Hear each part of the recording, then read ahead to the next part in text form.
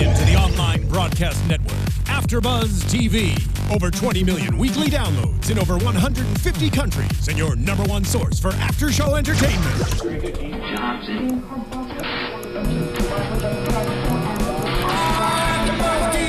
AFTERBUZZ TV, the destination for TV superfans. Producing after-shows for over 300 of your favorite TV shows. Interviewing celebrities and showrunners. And bringing you behind-the-scenes exclusives. All thanks to E! Entertainment's Maria Menounos, producer Kevin Undergaro, and internet leader Akamai. Now, let the buzz begin! Hey there, AfterBuzzers. Welcome back to AfterBuzz TV's Narcos After Show. We are here breaking down Season 1, Episode 2, The Sword of Simón Bolivar. I think I said that right. You did. Yeah, thanks. My name is Isaac Johnson. You can follow me on Twitter at Isaac Johnson. That's ISAACJOHNSON. And I am here with two friendly associates of mine. Once again, we got Ashley Chatman. Yes, hey guys. Welcome to Episode 2. You can follow me on Twitter and Instagram. Tweet at me, comments, questions at Ashley_Chatman. Thanks for watching. Yeah, and a special guest. Yes. Sean Overman has decided to join us today. Yes, yes, thanks, Isaac. You guys can follow me at Sean Austin O, SeanAustino on Twitter and Instagram. There you go. Folks, head over to youtube.com, AfterBuzz TV, subscribe to the channel, like the video, leave us a comment if you feel so inclined. Yes. And does anybody remember America's Dance Battle, the casting that we were telling you about a few months ago? I do. You know, we plugged that a bit if you were a fan of AfterBuzz TV. Well, it started with Maria Menounos and Derek and Julian Huff's family dance battles 2 years ago over the Instagrams. And now it's a chance to dance. 8 families have been chosen and are coming to LA to battle. Make sure you check it out. It's going to be epic. Awesome. So set your DVRs. The show is called Dance Battle America, and it's on ABC Monday, September 14th, right after Dancing with the Stars at 10 p.m. How appropriate. Well, that's next week. Dance. It is next week, Sean. Nah, don't get anything by you, sir. So, how do we feel about this episode, Ashley?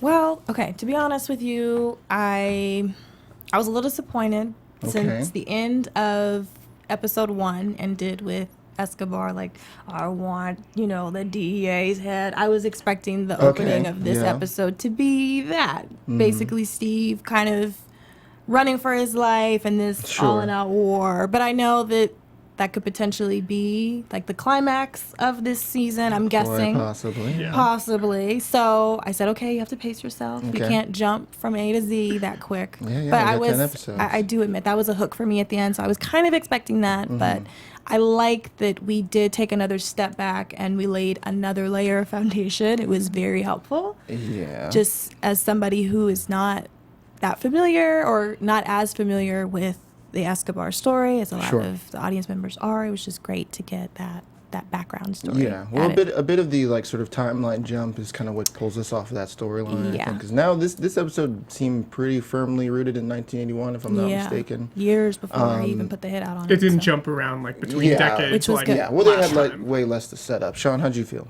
I felt like I did like where this episode was going. Yes, we are laying more foundation, getting more backstory. The first episode blew me away with so much information. Yeah, we talked about that. Yeah, and it did jump around a lot in the timelines. But now, yes, I did like how they didn't go right away to attack Steve Murphy. Right. There had to be escalation of some kind, which we got to see with some animal cruelty later on, which was awful. A lot of that going on, Yeah, but it was expected too at the same time.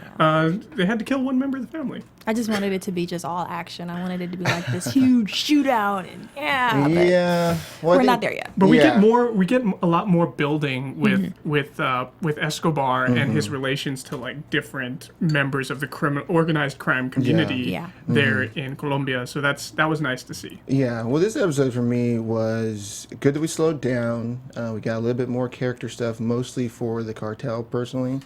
And also at the same time, this episode was hard to watch for me. All of the stuff with Helena that we'll get into later, that stuff, we were talking about last week that this is not sort of like a glamorized violence, just kind of like, this is what happened. Yeah. And that this was what happened was heartbreaking for me to watch. I'm glad that the showrunner or whoever decided not to show all of that because that was heavy to watch. Yeah. And that's kind of one of those things where I'm like, as we go on, I'm like, these people are evil. And we know that because they're running cocaine or whatever, but they're scum. This was like the and we're only in episode 2, and we got that depiction of these guys are those kind of people, and like, I mean, but at the same time, it's I know, heavy stuff. Which even with that scene, and we'll get into it a little bit later, people are still really criticizing it. From what I've been reading, a lot of people didn't like the fact that they had a scene like that in the show, and just kind of what you were saying.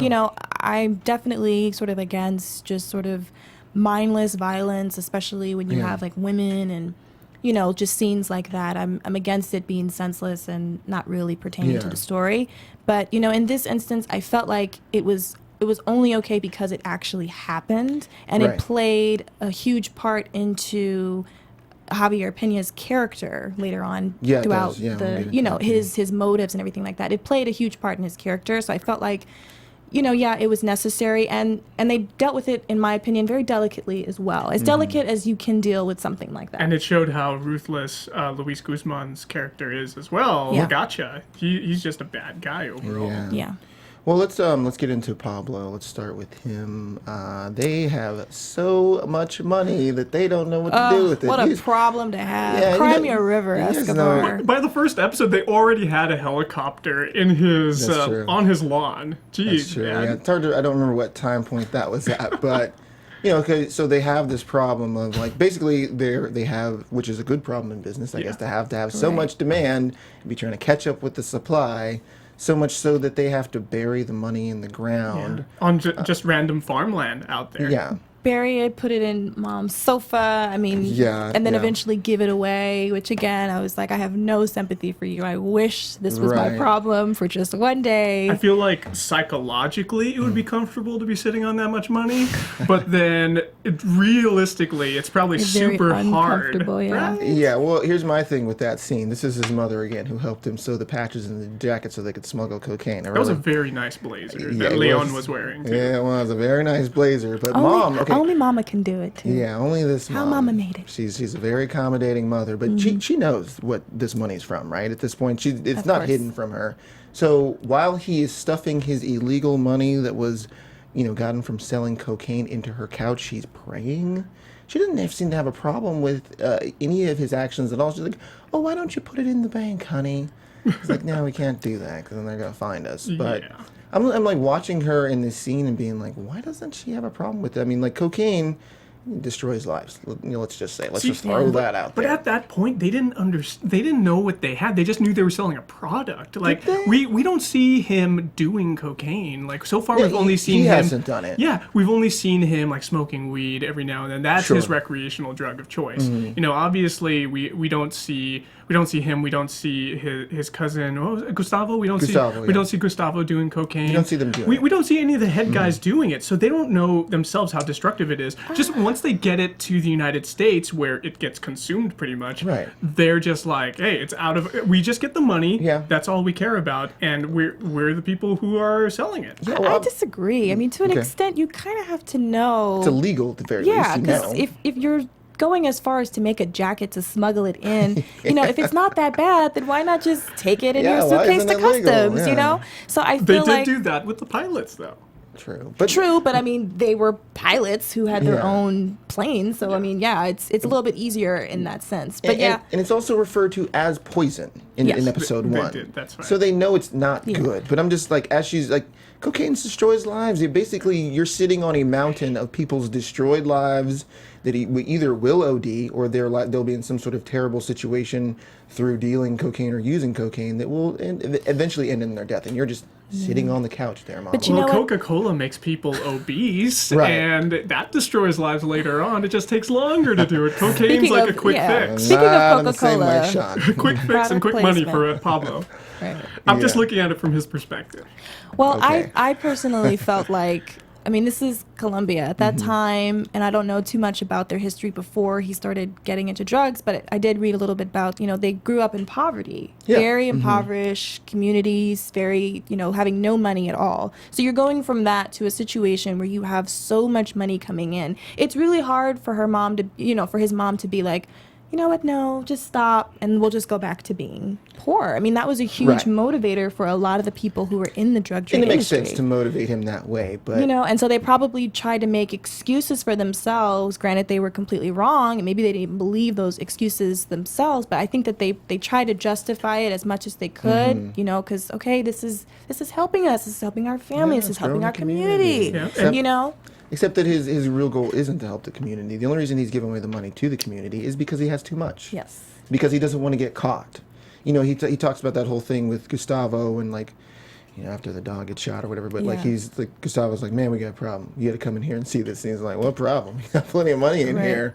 And he's like, we'll just launder it like Al Capone. And Gustavo's like, Al Capone? That's the example you're using? Great Horrible. example. The guy was caught for tax evasion. See, thankfully also a failed example, by the way. Thankfully, they don't have the IRS over there checking people's stuff in Colombia. They probably don't even have any kind of system that's as thorough to check people's income as we do here in the U.S. Of course not. Of course not. But that is one of the things that he's worried about. He's like, you know, basically we're small businessmen, and people are going to wonder where we're getting all this money from. So we got to do something with it. Which this is a smart businessman in Pablo again to be like, look, let's buy a bigger laundry machine. Basically, let's buy this taxi cab company, and we'll launder it that way. Which, you know, we talked about him last episode how smart he is, and that makes a lot of sense. But even with that, I mean, it was still so much money that it was unbelievable to think that you're making billions of dollars from a small taxi company. You know, I mean, so I still, I mean, the savviness with it, I agree. You kind of almost, in some ways, have to applaud him for it. Just how he seemed to sort of turn what could have been a really bad situation and used it towards his advantage.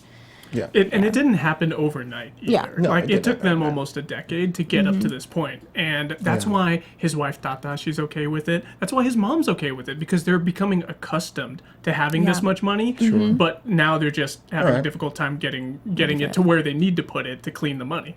Which, going back to what you said about him, you know, not really doing it for positive motives. I mean, he literally just needed to get rid of the money. That's why he did it. But I felt, you know, that gave us a really great insight into his psyche, because he doesn't see it that way. He truly feels like he is this liberator, that he's this savior, that he's building these schools, these hospitals, and he's helping the infrastructure of those communities. He really honestly believes like he is a good guy. He just has to do bad things, but it's for a really good cause, you know? It's a justification to himself. Justification. It's like Captain Nemo, you know, going after all those ships, you know, because, they killed innocent people, you know, like Pablo Escobar, he looks at it as, hey, I grew up being oppressed by oligarchs and aristocrats who were on top. They were born into this money, all these families. I came from nothing, and here I am making my money, and I'm going to give it to people. And you know what? I want to be like the president of the country too. Yeah. Right. Why well, not? So he's in that interview with Velez there, the first person I guess to interview him, which is like kind of bold to be on TV, like ego much, but you know, he's, you know, she asked him about his political aspirations, like, no, I don't. Basically, I just want to help the community. But it's still like a two-way sort of motive where it's like, yes, but at the same time, you're giving away the money so that you won't be caught because you have too much. You're burying it in the ground because you have so much money. And I don't even feel like him giving out money at those different events. I don't even think that scratches the surface of how much he has. It's just like it's pennies to him. How much did they say they were making per day? At some point, when they had these super labs, they're talking about 10,000 kilos a day. Which 50,000 a kilo, was that? Yeah, what it was? Which I think the math was a little bit off, but they said it was roughly about $5 or so billion a year that they were making, which I think might even still be on the lower end of what they were making. That's right. The number I remember bringing up was 60 million a month. So times that by that's maybe like 500. Was it 500 million a year, maybe, or more? Could be more. Yeah, maybe, it was definitely in the billions by the year, which is just it's just insane. It's crazy, and I mean, you know. I mean, again, just going back to how he truly sees himself in not even just this episode, but just overall, like, it's just really interesting. I mean, even in the scene when he's with the reporter, you know, and he's clearly, reporter? We all know the scene. You know, he gets so offended at the fact that do not disrespect my wife while I'm here having sex with you. While I'm currently disrespecting my wife. Right, exactly. So it shows you his perspective. He clearly has a god complex. He thinks he's untouchable, and he thinks that everything he does is justified. Like, there's no wrong he can do. It's everybody else that's doing wrong. He has his own moral compass, and he is pretty strict about it, too. Not pointing north. No. Not for me, no. So this whole plot line comes down with the M19 guys that basically they're like, they want to find where the money's buried. They're kind of smart enough to not go after Pablo, or maybe they didn't know enough about Pablo at the time. But then they figure out this whole thing with the Ochoas. So, like, look. And they see there's a connection with the Ochoa family. There's going to be a Pablo. connection. I mean, these guys are in, what was that Forbes magazine there about people making all this kind of money, which I'm like, how did people not know about this? And it was so funny because they mentioned that too. I don't know if it was this episode or the previous one, but they mentioned about, I think Gustavo said, hey, be careful. We don't want you to get into Forbes. In it, yeah. No, too late. So they're going to, like, their brilliant plan, by the way, of still kidnapping Marta Ochoa. Part of a drug cartel. Nothing bad can come of this. These guys who stole the sword of Simón Bolivar, kidnapping her, and did they really think this through?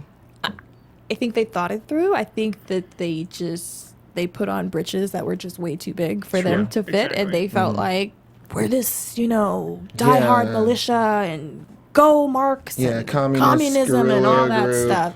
That money belongs to everybody. Yeah. No, it doesn't. You're gonna find out. We're fighting for the people. We're M19. We're gonna get. We're the fighters here. We're gonna fight against Pablo and his corrupt gang of whoever. But they seriously did not know who they're messing with. Yeah. Well, interesting enough though that they're like, let's not go after Pablo because he's a man of the people.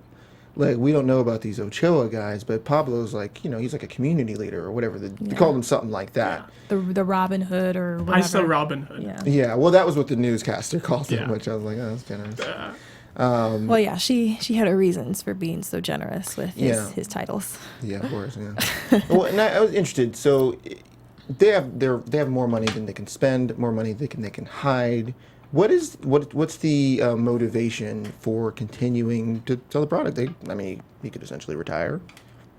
Greed. Yeah. Yeah. Just that. Why not keep going, right? Yeah. Why not get more, amass more? It was only selling for 10 back in, what was it, the 70s when Cucaracha first approached them. Yeah, it was only selling for $10 $10 a gram. Yeah. They're selling it for 4 and probably even 5 or 6 times more than that now because the DEA is starting to catch on with how deadly this stuff is, and they're really trying to block it from getting in the U.S. But they just keep finding ways to get it in there. So maybe it's a challenge for him. It's a means to an end. Yeah. And he wants to just, it's starting off like this, like he wants to. He says he wants to get help out of the poverty people. And that kind of thing. Yeah, he wants to, but ultimately, like, there's got to be some other goal behind it. Like the whole time I'm looking at him in this show, I'm actually thinking about Walter White from Breaking Bad. Yeah, there's some of that there. It's like the Colombian version. Yeah, right? A lot of parallels. Or Gus Fring. You could argue either one. Yeah. But I personally felt like, the money is one thing. Yes, more money, but the money also equates to power. Yes, that's right. And the whole goal here is for him, like he's done all this work to build this empire that is just extremely powerful. I mean, he can basically do whatever he wants. He can buy anybody he wants. I mean, there's just no real limit and real end to what he can do. And when you have a taste of that, it's really hard to be like, oh, okay, that was fun for, 10 years and now I'm done. The moment he gives up his power is the moment that he's going to get taken advantage of. Right. Yeah. And he's going to be either robbed of everything he has or he's going to be killed. And that's why he can't give in to M19. Yeah. Like once you cross that line, there really is no turning back. There's no stopping. You only stop unless you're in the ground. He has to stay the big dog. He can't. Of course, that's the whole thing with the cartel. Yeah, exactly. To me, the money is like a means to an end for him. It's mostly inconsequential at this point. It doesn't really matter how much money they make. Right. They got more money than they could ever spend in their life. It goes back to his warped sense of morality and his, like you were saying, like basically his lust for power. Like he does have political aspirations. He does want to be king of this cartel. I think he sees himself as royalty. Yeah, absolutely. Even giving out money to the poor. Like he's basically sort of drawing a juxtaposition between the current people in power and himself, and saying like, look, I don't want to be a politician, wink, but at the same time, look what I'm doing, because I actually care about the people. Yeah, he's like Caesar throwing bread into the arena. Yeah, that's all he's doing. That's exactly who he is. So they have this meeting with the cartel. he basically tells them that he's going to be, like, look, I'm going to run this whole thing. Right. And they just go along with it, which is what you're saying about him having to continue to be the alpha amongst all of these alphas and not put himself in a weak position, because if he's ever in a weak position, they will kill him.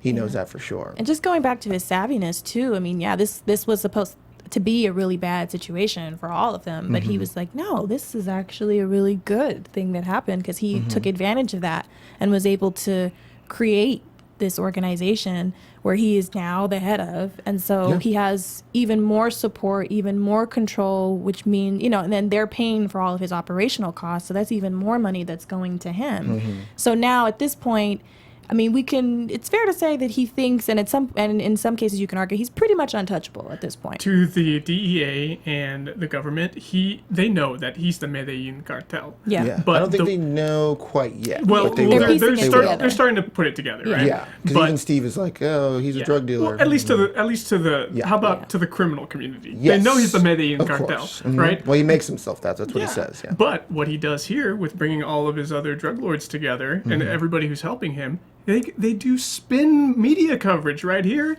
They call themselves Death to Kidnappers. Right? Yeah, Death to Kidnappers. Would you hear Death to that? those damn evil people. If Velez covers this, and it gets out there, then people are going to be like, "Oh, Death to Kidnappers! We hate kidnapping in our country." Yeah. Right. Well, so many Makes him Latin look like a American, good guy, so many Latin American countries hate it. It happens all the time, even up until today. So they see that and they're going to be like, "You know what? I don't like kidnapping either. I'm on the side with Pablo Escobar." Yeah, sounds good. And so, he's stringing people up. The M19 gets that message pretty quickly. Yeah. There was an interesting, the one of the most tense moments for me in the episode was when the woman with the baby in the stroller comes up, and I was like, dear God, don't kill her. Please don't kill her. Or was she sent by someone else? I don't know. I was like having all these crazy theories spinning in my head. But it was so tense, and it was also like seeing him flip that switch from treeing guys up, hey, get him a little higher in the tree, like it's some sort of like family photo or something like that. To Senora, oh yeah, get out of here, a little to the left. This will hurt the baby, that and type of thing. Then he gets her, and she's like talking to her, like like the community leader that he wants to be. Seeing him flip that switch is like, this guy. I mean, we know that he's a psychopath, but like watching it happen, a great performance by the actor there. Yeah. To see him just because he's in the middle of doing his business, and I thought he was probably gonna flip out and be like, you can't be around here, or maybe have her shot. But he's like, no, she didn't do anything wrong. Yeah. She's good. See, there's his warped sense of morality right there. He's like, you know what, he has to play the parts all the time, right? Yeah. Is he just playing a part, though? Or does he, there has to be some true belief in, these people did wrong, so these people deserve the worst. Hey, this is just a lady with her baby in a stroller walking through the park. Yeah, I don't want her to see this because I don't want anyone to know who I really am. But if she did see it, do you guys think he would kill her? I think he would. Because in the overall perspective of his organization, I feel like one person is inconsequential to him. Oh, yeah, absolutely. Oh, yeah. I mean, he put himself above her. Yeah, of course. But I think that as best he feels like, okay, well, at least I tried, like at least I'm doing the very best that I can to separate these innocent people from these bad people who I think should be brutally murdered. So, I mean, again, we're all beating each other over the head with the same point. But yeah, I mean, he just honestly feels like he's justified in everything that he does, and he'll talk himself into an excuse for why he should or shouldn't do something, because he could have easily just been like, okay, yeah, have the woman killed, like I don't care, but he didn't do it. But he did. He made a conscious effort himself to actually go and deter this woman away from this dangerous situation. Yeah, the last thing I want to talk about before we move on from Pablo is, so the guy, the leader of the M19, I forgot his name, but... Is it Ivan the Trouble or something like that? Terrible. Ivan the Terrible. That was what it was? That's Ivan the Terrible, yeah. There's another Ivan the Terrible. Yeah, there is. Yeah, okay, I'm pretty sure they call this one Ivan the Terrible. Okay. Yeah, Ivan el Terrible. Yeah, that's what. Okay, that's why I was like, Ivan. Yeah, that's what it was. So this guy realizes that he ain't gonna stop. Right. So he's like, well, shoot, I surrender. Yeah. So what he does is show him a level of respect. Huge respect. And then gives him the gift. I mean, they all know about this sword and this group that they took it. But he gives him the sword, and then he basically is just like, and then, this is kind of his like businessman sort of thing again. He's going to basically make them an ally at this point. He almost like knights him with the sword there, and is like, look, you work with us now. And I'm like, but I think largely the reason that happened is because he showed him respect. look, I know what kind of man you are. You're not going to stop. I'm at least going to let you do it here on your own. I'm not going to make you chase me down anymore. Was that his intention, or was he just ready to die? I feel like he was ready to die, and he just, for his cause, because he's he's that kind of like rebel leader guy. They're out there living in the jungle. Tough guy, but not really. Yeah, he's a professor of what, history? Man, come on. He's Indiana Jones is who he is, right? Yeah, exactly. So he went in over his head, and he didn't want to get the rest of his people killed. So he's got that noble mentality where Ivan goes there and he's just like, okay, if I get killed, so be it. At least Pablo knows that it was just me and it wasn't my people. I don't know if it was so much of him being noble, because if you were, you wouldn't have kidnapped, one of their members. Yeah. He realized who he was getting in bed with, and now he does. And I think he was scared of who he got in bed with, and he was like, oh shoot, in an effort to maybe save some of the people who were left, if there were anybody, left. He just sort of did it because, he's the head of the organization. This is his ship, so captain's got to sync with the ship. See, but even though they kidnapped the Ochoa woman, she didn't get hurt, right? They wanted her money. I think they thought they could have gotten money. Yeah, I don't even think they showed her being abused or hurt at all, and they just ended up letting her go. And she had her boots and everything right there, and she just took off in the street, right? Her purse and everything. Yeah, her purse and everything. So they didn't. There's like things that go on like that where people have these schemes to kidnap someone. They're like, okay, we really don't want to hurt you. We just want the money, and in this case, that's probably what was happening with them, and it ended up going not as smoothly as they hoped. Yeah. Right, but at least Ivan didn't die, and he was one who's primarily responsible for all this. I think a little bit he thought he was going to save his own bacon there, which I'm sure he's glad he didn't. I mean, nobody wants to die, but also the more I think about it, he is Indiana Jones. Like, he stole an ancient artifact, and he is a history professor. Interesting stuff. But this, before we wrap this point, but it's just more to Pablo's warped sense of morality, that a man who's done something terrible, I'm going to kill all his friends. If he shows me respect, I won't kill him. Interesting stuff. Well, I just took it more as, like you were saying, he saw this as a potential to strengthen his organization even more. If he makes an ally, and now, these people are 100% indebted to him. They can never say, you didn't show me any mercy. Exactly. So, they have to do what he says. Otherwise, they know what's coming. They know what's on the other side of that sword. Well, let's... He could use them really quickly. He could use them for dirty jobs. If he doesn't want to involve anybody in the Medellín cartel with some kind of dirty task that may not necessarily be the best to save all his people with, he could use the M19 and have them take care of it, and then they'll take the fall, and that's exactly. So it just makes him even stronger. So I felt like for him, this is just another business move, a good business move. Yeah, for him. I guess if you run a cartel. Right. Let's take a quick little break to talk about iTunes. Folks, head over to iTunes and give our Narcos After Show a rating and review. 5 stars if you really like us, 4 stars if you kind of like us, but I think you like us because you're listening, right? AfterBuzz TV has over 100 hours of content every week, and it really helps out the network to do it. We didn't get any reviews this week, so I'm going to take it that this is a new show, and iTunes is slow to update, so you will do it next week because it's free. Why wouldn't you want to help us out? And we'll give you a shout-out, too. We'll give you a shout-out. Once you give us a comment, people. Yeah, how about it? You want a shout-out, don't you? Want a shout-out, don't you? We won't kill your dog or anything like that. Or your cat. And nice segue into look at the you. next one. Now, last week I told you if you call attention to the segue, it kind of ruins your mojo. It. All right. Well, I've got 8 more episodes to clean it up, so I'll try again. Yeah, we'll teach you yet. Steve there in Connie, he gets tagged in the what is the airport? Is that where he is? When Customs, right? Mm-hmm. By that guy in the lovely, lovely mullet. Yeah, that guy looked like he was working hard. Right. Yeah, it looked like he was working hard. And his boss is just like, I don't know, why do you want to cause trouble? He's like, yeah, my boss isn't happy. Was that guy onto everyone who comes through this customs thing, basically anybody who's white guy, basically That was my question, because I said he's just we can't how attached are you to this cat?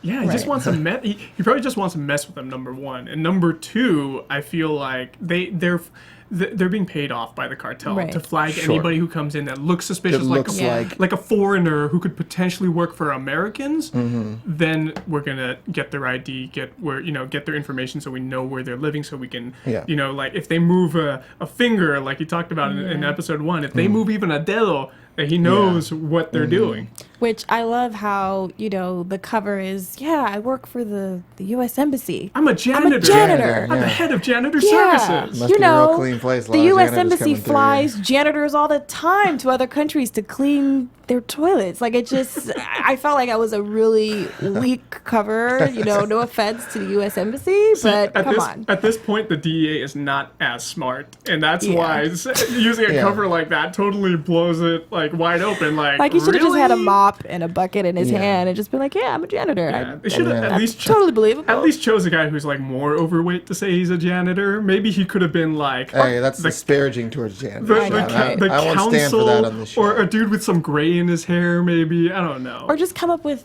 a little bit more of a more believable excuse. Are we really moving to an entirely different part of the world for janitorial services? He didn't even try to cover it up. He's like, must be a real clean embassy. He's like, super clean.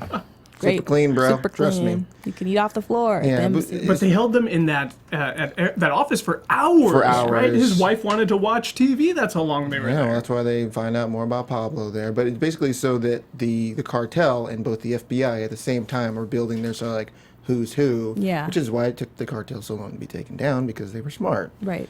So he's waiting there with Connie, and they see him on the TV there. It was just kind of a little more introduction to him. Yeah. For us, because Steve is still kind of he knows who Pablo is, but he doesn't necessarily know who he is. And he's like, what does he say? That was the day that I found out that they knew who I was, or that they marked me, or whatever. They faxed his information right over. His super passport. high tech faxes back then. Yeah, that's all I had. Right. No, but and it only took hours for them to fax it. You know what's funny though is that there's little holes. There's not that many in this show, but with that particular one, I could see that copy machine that they used to copy the passport. That looked way too advanced. That was because we have something similar to that in my office at my day job, and I'm like, oh man. Come on, I worked with a photocopier in the 80s. I used to play with one of those in my mom's office, so I know that's not how they Do you work in the 80s, Sean? No, I don't. When was your office built? My parents' office was probably built in the 70s. Yeah, well, I mean, he does have billions of dollars he's trying to get rid of, so maybe they were like, build us the best brand spanking new copy and fax machine. That's what we need at the That was the bribe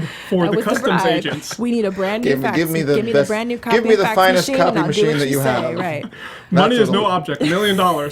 Sold. No, they probably so don't. Good. So so that was my question at the beginning. I was a little confused because I thought, why are they so suspicious? But of course, yes, anybody coming in who is clearly not Colombian, who seems gringos. Yeah, exactly. Gringos who kind of resembles Brad Pitt. Anybody else getting this? When he's in that red jacket later in Fight Club, anybody? I don't know. A little bit. Just got a little possibly little hint to that with blonde hair. I don't know.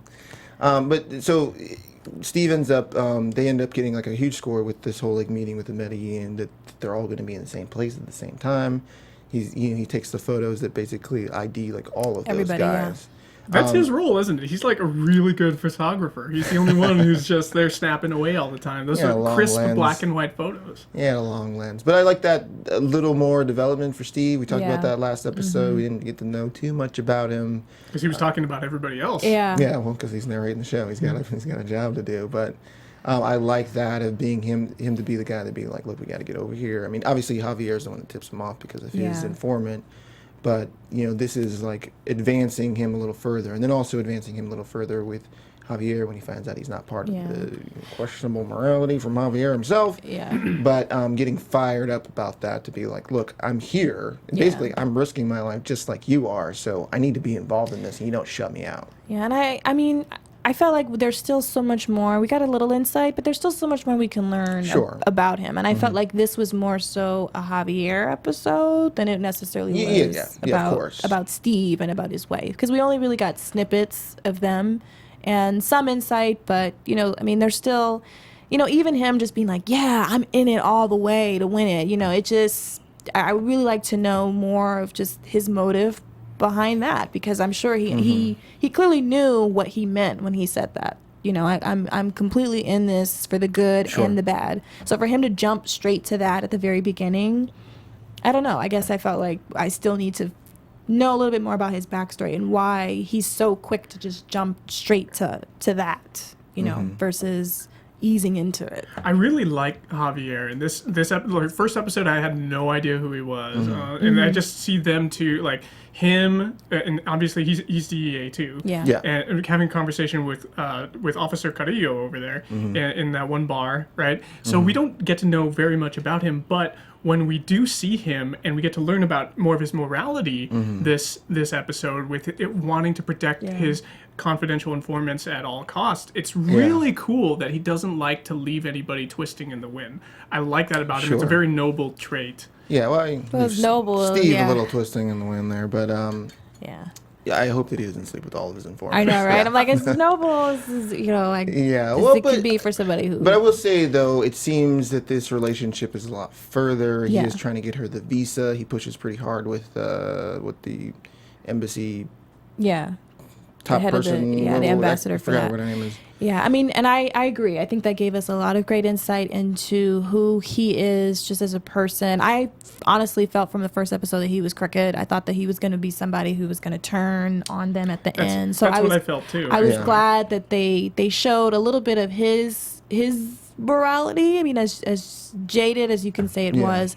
I think that was a great setup for how he is going to perform in later episodes and how he's going to, really fight for the people who are on his team or on his side, and for the people like Helena, who we'll get into, who, she paid the ultimate cost. Like, she paid a huge cost just to help them. And it showed how loyal she was to the DEA. Right. And how loyal he is, too. Well, they did sort of...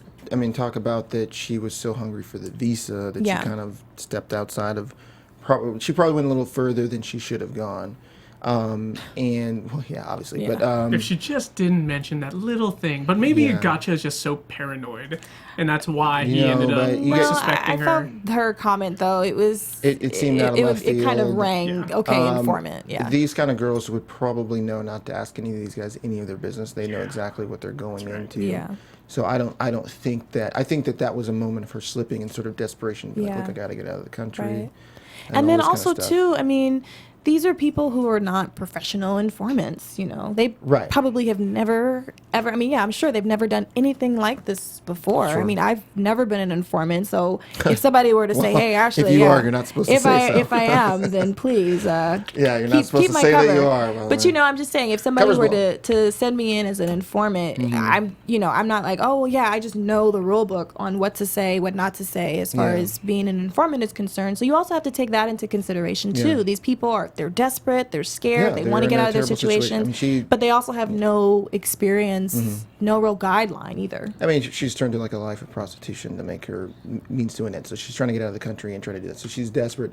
Javier has got to be feeling some responsibility for putting her in that situation, of course.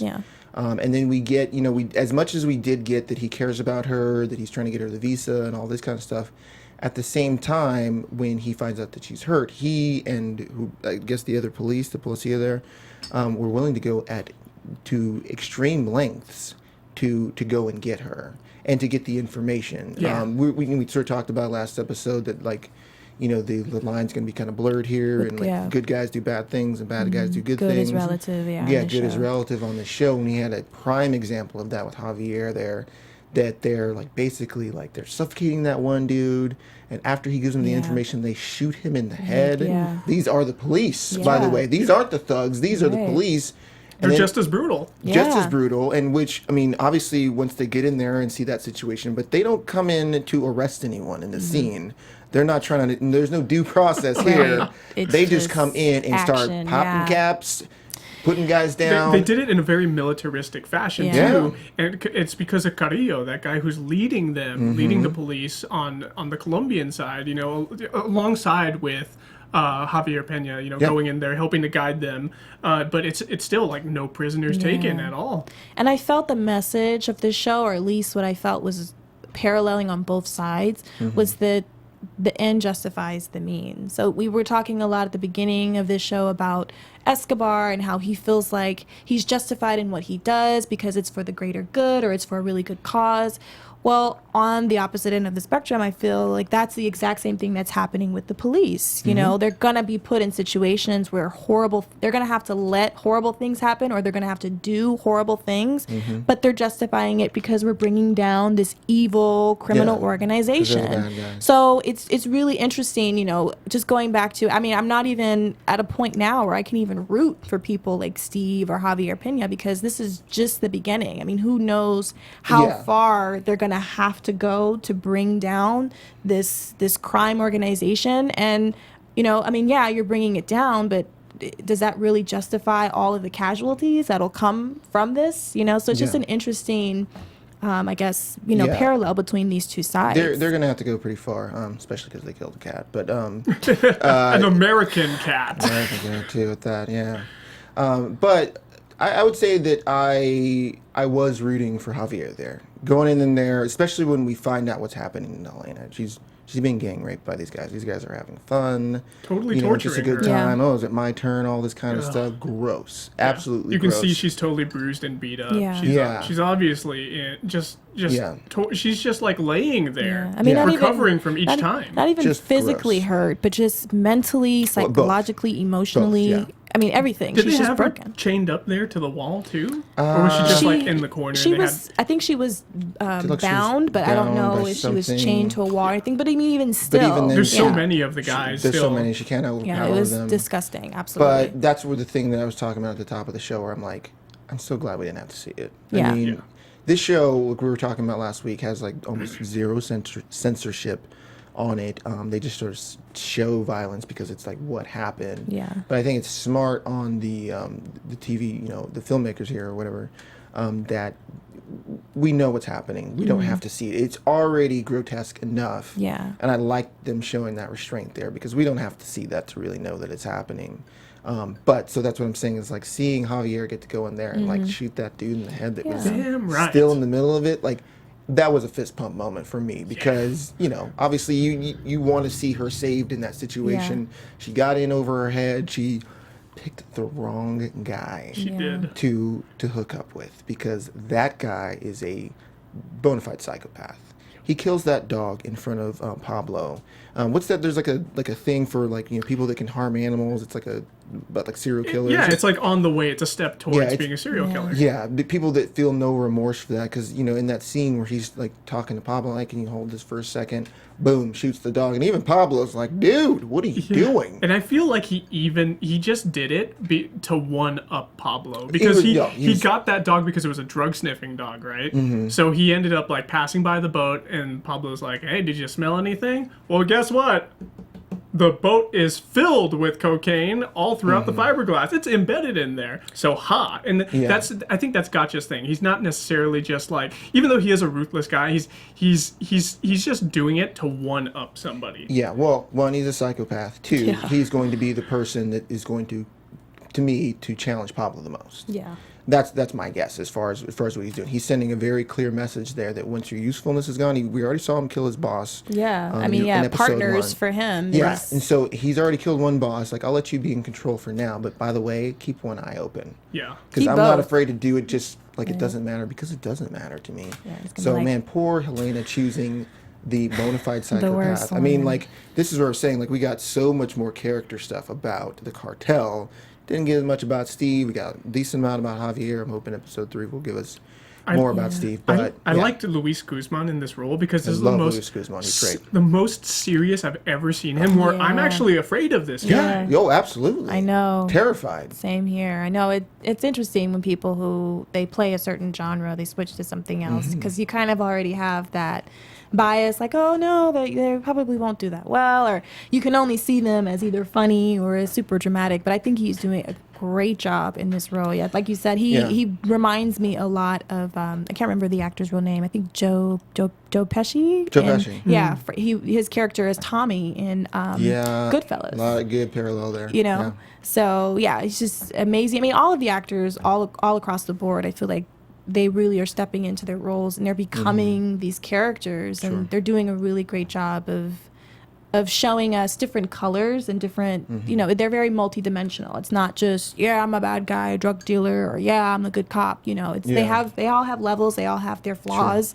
and we get to see a lot of that in these performances, which is nice. Luis, if you're listening to us right now, drop by the AfterBuzz TV studios in LA. We have a space next to you. Just please don't hurt me. Okay? Yeah, I love that actor. We've seen him play Ruthless before, but not like this. I mean, as terrible as it is to see him, basically he put her in this situation because she asked one question that seemed a little questionable. He jumped to conclusion there, which obviously he was right. But at the same time, wow, like what a range for this guy. Because man, like you've seen him be sweet before. Yeah, you've seen him play all kinds of different characters in a lot of great movies. A lot of comedy movies. Yeah, some comedies and stuff like that too. But to see him go this far, I'm like, man, how did you get to that place, dude? Because it is dark. Gotta love acting, man. The life of an actor. It's real. It is real. Yeah, he's absolutely convincing. We got that. But, just going back to Gotcha, I think it's really interesting, the reason why the cartel ended up lasting for as long as it did was because it had somebody like Pablo, who similarly to Gotcha, they're sociopaths, they're both very sociopaths. Crazy. Just one of them. But he seems to. But Pablo is a little bit more level-headed, and he knows how to take a step back and to really think about his actions before he makes them. Whereas Gotcha, he's just all about action. Yeah, well, Pablo's got a social filter. Basically, he knows when to bring that out and when not to bring it out. Gotcha is like, I have no filter. I'm not on Instagram. I have no Instagram filters. No, we are just going natural, raw. No hashtag no filter. Yeah, I don't think that's the kind of filter I'm talking about. So I think it's interesting, that you're bringing up that there might be a little bit of a clash between the two of them, because I don't really see Gotcha as being a good, leader of a criminal. He would bring it down in a second. Be awful. If anything, he's probably like the number 3 or number 4 guy in charge. But because he is so ruthless, that makes him an asset to the organization. Yeah. Well, he probably wants all the respect and the power that Pablo has. An asset, but definitely not somebody who could lead it. No, he would be a terrible leader, but that's not going to stop him from wanting to be the leader. Very true. Because he wants to be, the big dog or whatever. But interesting stuff. Let's jump into a little bit of news and gossip. Blow it up, TV News. Blow up those cocaine labs. Serafina TV on the 1s and 2s over there. Wicked. Yeah. So the season has already been out for a little bit over a week. Yes. And they have already greenlit season 2. Woo! Yeah. I'm digging that. Let's see more shows about drugs and violence and heavy stuff. violence. Yeah, we love seeing that kind of stuff. But no, that's great. That's great. Yeah, well, so the reviews for you, like we said, like people have been kind of a little mixed about it. I know last week on IMDb it was rocking like a 9.3, which is pretty great. Yeah. When I'm looking at my Netflix, it expects I'm gonna give it a 4.5 out of 5, and it does not disappoint. Yeah. Yeah, it's really good. And there was Bob Lefschitz wrote a really great article about it. If you find that, go ahead and read it. A lot of the articles that I have read, or a lot of the reviews that I've read about this show, a lot of people, they parallel this not just with the storyline, but also just with the, I guess you would say, just the what word am I looking for? Just as, what am I looking for? Plot? Not the plot, but storyline, same thing. Yeah, the plot, the storyline, but also just the impact, I would say, that this is having, similar to Breaking Bad. Breaking Bad was a phenomenon, and people still, to this day, the show has been off for years, and people are still like, Breaking Bad. Yeah, maybe like a year and a half. So it's this, it kind of takes Breaking Bad to like a national scale, because it's like the whole country of Colombia is engulfed by this guy. Yeah, also, it's real. So it's real. That's what makes it better. It actually happened. That's what makes it worse. But people are... That's what makes it worse, because this guy actually did this. So people are comparing it, I guess, to the phenomenon of Breaking Bad. Like, is this going to be another, show that people are just going to go goo goo gaga crazy over, where people are going to be talking about it years after the series is over? Yeah, I think it's important to watch, but I hope people aren't too giddy over it, because it's ugly stuff. I mean, at least they were giddy over Breaking Bad. Yeah, but at least that's like a fictional story. It's made up. Fiction or not. People were like, people are gonna idolize Pablo Escobar. Yeah. Oh even God. more now. I really hope not. I don't think so. I don't think that the show is setting it up to be that way, but it just is interesting how they're making a lot of comparisons to Breaking Bad, which won awards after awards. it's now a classic. Yeah, there's a lot of obvious comparisons there, so it seems pretty natural. Netflix has that trend now of taking characters who are obviously despicable and making them the main character on the show, and that just like with Kevin Spacey in his role on House of Cards, right? He's a despicable president, but he's the president of the United States still. Hey, fighting for power. Take it easy there. Spoilers. Let's jump into some predictions. Okay. Thanks, Sean. And I haven't seen now, that far. your AFTERBUZZ TV You're welcome. predictions.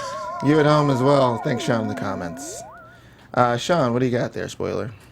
Oh, gosh, it's going to be hard for me to predict because I've watched the whole season. Sean already binged it. He's cheated already. You guys, I didn't think I was going to do the show with you guys. Sorry. But how about you guys start off, and I'll try to predict from what I know about this episode what's going to happen in future episodes. Yeah. Blink once if we're right, blink twice if we're completely off. He blinks all the time.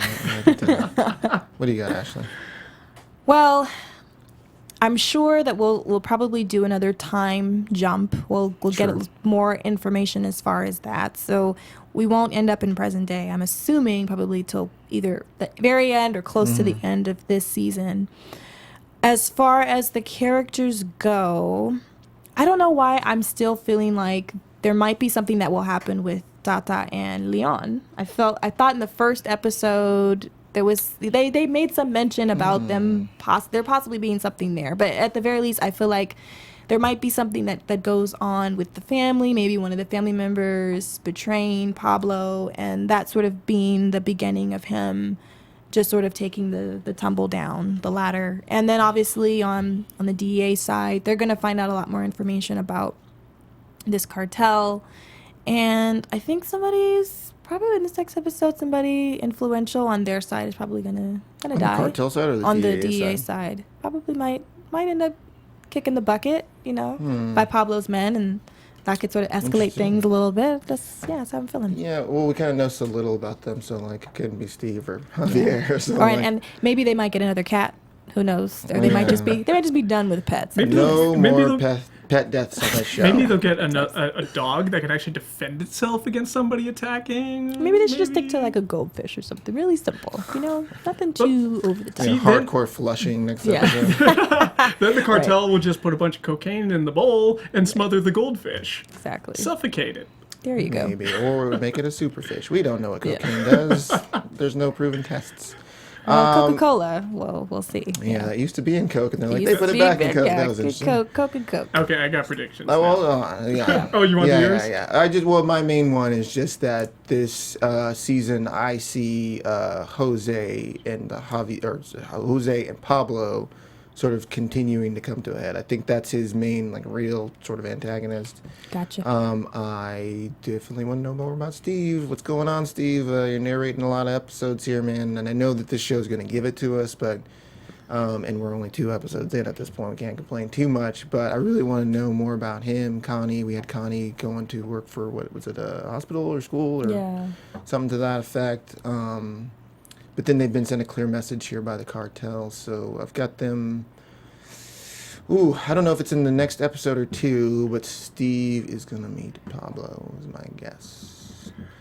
Yeah. I feel like the DEA is going to find somebody who's on Pablo's payroll and interrogate them for more information so they can get a little break in there somehow, because they just keep being... he hasn't blinked once while he's talking. I know, right? They just keep being walled up, blocked off, blockaded at every chance they get. We've had too much of the cartel learning about the DEA and what's going on their side. We need to have more of what's going on from Pablo's side revealed to the DEA and the other parties. Sure. The side of good, the light side. Well, it makes sense that the infiltration would be through getting a man on the inside, basically, because how else are you going to get in there?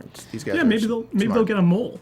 Which is so hard, because at this point he owns practically everybody, and people are so aware of what he can do. You know what I mean? He owns freaking everybody. Yeah, what did they say? He had half the cops on his payroll. Jeez, a lot of people.